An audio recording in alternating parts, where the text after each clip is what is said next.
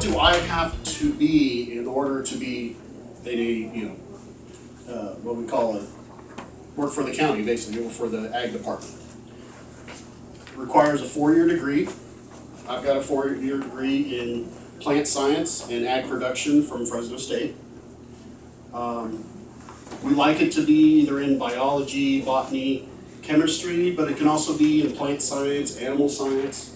And we've really kind of broadened that spectrum a bit. The date of the scheduled application, for instance, we're going to spray tomorrow. Or, you know what, there's a field within a quarter mile of it here, or maybe the field across the way from the dirt avenue. There's a re-entry interval in that. We regulate the sale and distribution and production of those pesticides. So everything that happens up until the point of use, the manufacture, the labeling, the repackaging, the sale and the distribution, that is under federal authority.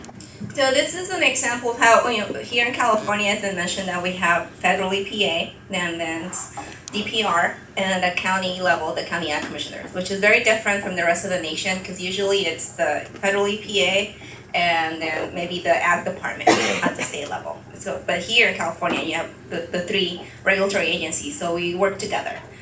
Under the agreement that we have with DPR, EPA and DPR, and then DPR works with the counties, and the counties do most of the enforcement work. Guess why the reason they hired me? I was born in Mexico. Most of the community who I'm outreaching is the Mexican community. The field workers, most of them come from Mexico. And I started doing the outreach since 2007, late 2007, and there was no manual. All right, so a little bit about our program. We are a passive surveillance program, which means that we rely on reports to come to us. And as we mentioned, pesticide illness is a reportable condition in California.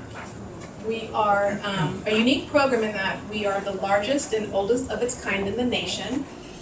We face a big job in pesticide here. But I have almost 100 people on staff, and about 1/3 of those work pesticides.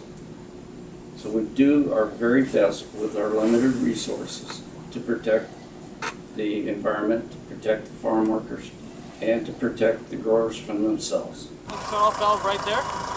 So there's a valve in there. When I press the lever, it's going to shut off the water going through the nozzles.